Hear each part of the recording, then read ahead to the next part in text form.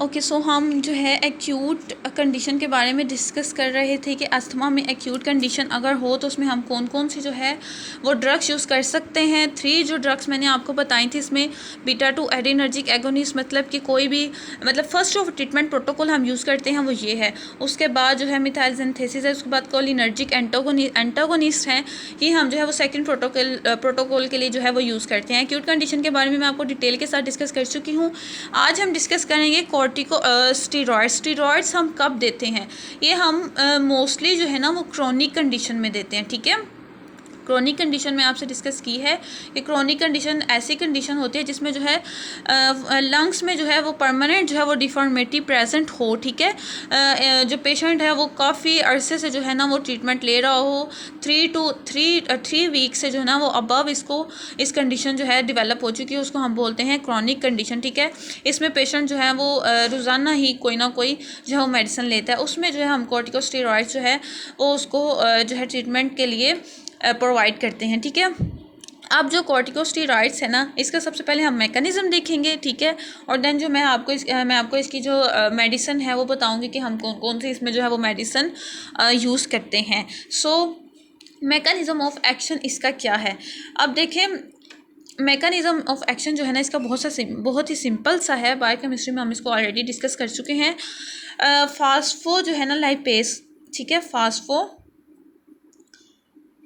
Lipase, ठीक है, ये कन्वर्ट होता है आर्किडोनिक एसिड में, ठीक है, आर्किडोनिक एसिड में, ठीक है, थ्रू फास्फोलाइपेस A2, फास्फोलाइपेस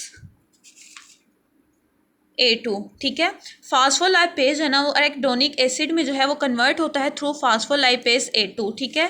अब ये जो एराकिडोनिक एसिड है ना, ये क्या करता है, ये आगे जो है ना वो एक इंजाइम के थ्रू लिकोट्राइंस में जो है कन्वर्ट हो जाता है।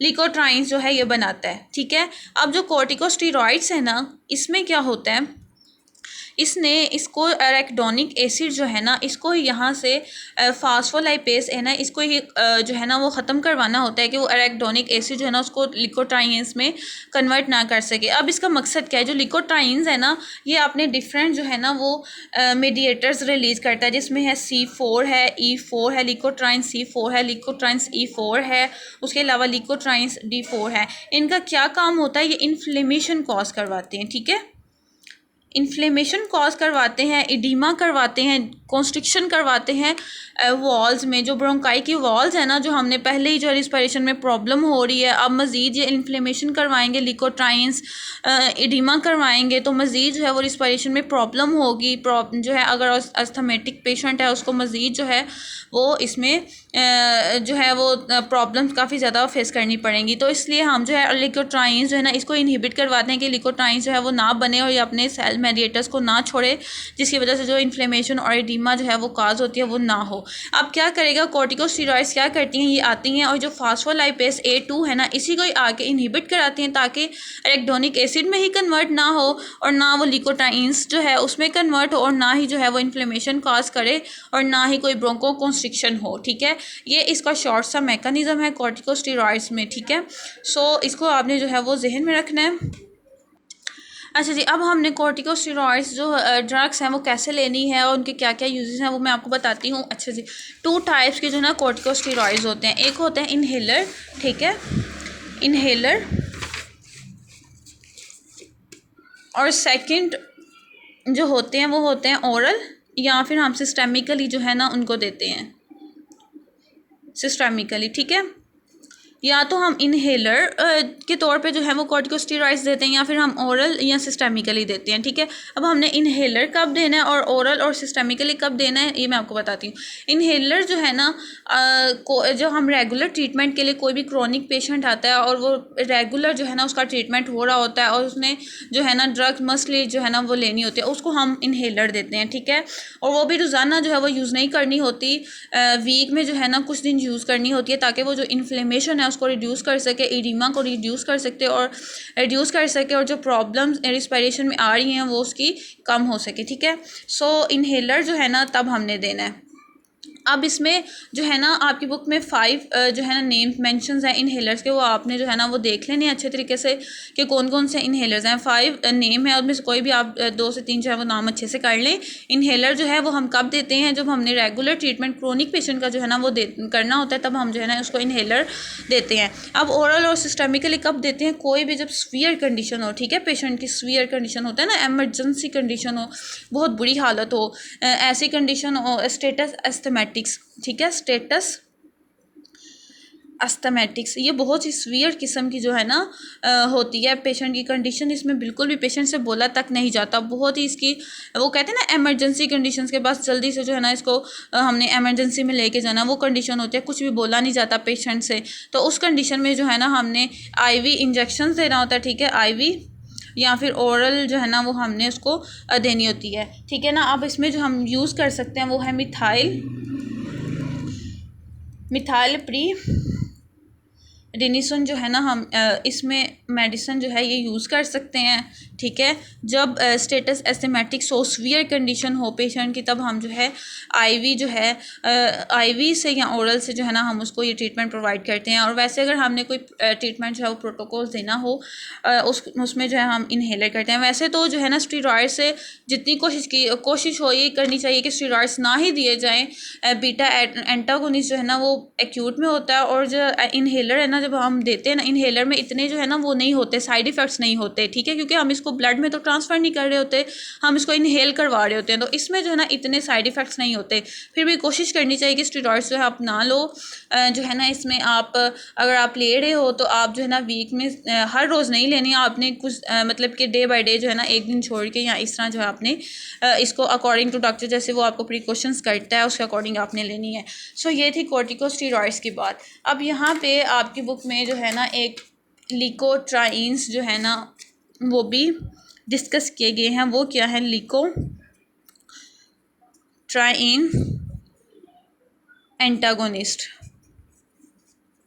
अब ये क्या है, अच्छा अभी मैंने जो है ना वो आपको डिस्कस किया है कॉर्टिकोस्टेरॉइड्स का, जो मैंने आपको मैकेनिज़्म बताया है उसमें मैंने आपको बताया है कि जो फास्फोलाइपेस है ना, ये आर्किडोनिक एसिड में जो है ना वो कन्वर्ट होता है और वो आगे से लिकोट्राइन में कन्वर्ट होता है, ठीक है। अब ये जो लिकोट्राइन है ना, ठीक है, इसकी आगे मीडिएटर्स हैं, ये आगे लिकोट्राइन C4 में कन्वर्ट होता है, उसके अलावा लिकोट्राइन E4 में कन्वर्ट होता है और लिकोट्राइन D4 में कन्वर्ट होता है। अब ये जाके जितने भी इसके मीडिएटर्स हैं ना, ये जाके कन्वर्ट होते हैं सिस्टिनाइल लिकोट्राइन्स में, ठीक है, नेम आपने जहन में रखना है, सिस्टिनाइल लिकोट्राइन्स में, ठीक है।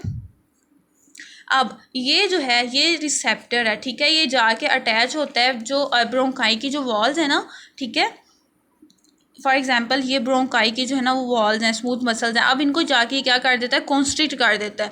पहले ही हम डिस्कस कर रहे हैं कि कॉन्स्ट्रिक्शन हो रही है, रिस्पिरेशन में प्रॉब्लम हो रही है, ठीक है, शॉर्टनेस ऑफ ब्रीथिंग हो रही है। तो अब ये मज़ीद जो है ना ये जो सिस्टिनाइल लिकोट्राइन्स है ये क्या कर रहा है, ये इसको जाके कॉन्स्ट्रिक्ट कर रहा है। तो अब ठीक है, अब ये जो सिस्टिनाइल लिकोट्राइन्स यहाँ पे बना है, हम यहाँ पे जो है इसको देख लेते हैं, सिस्टिनाइल लिकोट्राइन्स, ठीक है, ये हैं वॉल्स, ठीक है, ब्रोंकाई के वॉल्स, इनको अब ये क्या कर रहा है, कॉन्स्ट्रिक्ट कर रहा है, ठीक है, इन पे आके। अब जो लिकोट्राइन्स एंटागोनिस्ट है ये हमने देने हैं, ये आके अफेक्ट करते हैं इसके ऊपर, ठीक है, सिस्टिनाइल लिकोट्राइन्स पे, ताकि ये बाइंड ना हो इसके साथ और ये अपना जो एक्शन है जो कॉन्स्ट्रिक्ट करवा रहा है ये ना करवाए, ठीक है, ये इसकी बाइंडिंग को रोकते हैं ताकि जो ये कॉन्स्ट्रिक्शन करवा रहा है ना हो, और जो ब्रोंकाई की वॉल्स हैं उनमें डायलेशन हो और जो रिस्पायरेशन का प्रोसेस है वो सही तरीके से जो है वो हो जाए, ठीक है। सो लिकोट्राइन्स एंटागोनिस्ट का ये मैकेनिज्म है जो आपकी बुक पे भी मेंशन है। सिर्फ इतनी सी बात जो है ना जो मैंने आपसे डिस्कस की है ये आपने जहन में रखनी है। सो लिकोट्राइन एंटागोनिस्ट में जो मोस्टली ड्रग्स जो मेडिसिन यूज़ होती है ना वो होती है ज़फिरल्यूकास, ठीक है,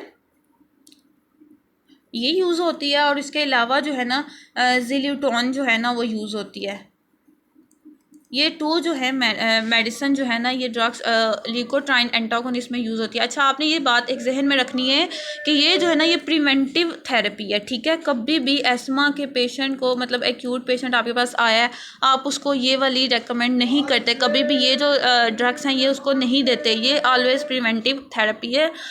मीन के फॉर एग्जांपल अगर कोई भी जो है ना वो कोई भी आपके पास पेशेंट है, ठीक है, रेगुलर पेशेंट है, क्रोनिक एस्थमेटिक प्रॉब्लम है उसको, तो ठीक है, और अगर वो एक्सरसाइज करता है, तो आपको पता है कि जब एक्सरसाइज की जाती है तो उसमें जो है वो प्रॉब्लम आ जाती है, रिस्पायरेशन में प्रॉब्लम आ जाती है। तो एक्सरसाइज करने से पहले प्रिवेंटिव के तौर पे जो है ना, आप उसको ये ड्रग्स दे सकते हो कि आप एक्सरसाइज करने से पहले ये ड्रग ले लो ताकि आपको कोई मसला ना हो। अब अगर एक्सरसाइज करते हुए उसके दरमियान में जो है या एक्सरसाइज के बाद जो है उसको ये प्रॉब्लम आती है, उसको प्रॉब्लम एस्थमेटिक हो जाती है, तो उसमें फिर आप ये ड्रग्स नहीं दोगे। ये आपने बात याद रखनी है कि ये वाली जो ड्रग्स हैं ये ऑलवेज प्रिवेंटिव थेरेपी के लिए यूज़ होती हैं, ठीक है। सो ये जितनी भी ड्रग्स मैंने आपसे डिस्कस की ये सारी एस्थमेटिक्स हैं। इसके अलावा आपकी बुक में एक ड्रग जो है वो अभी न्यू जो है वो ड्रग मेंशन की गई है, वो है क्रोमोलिन,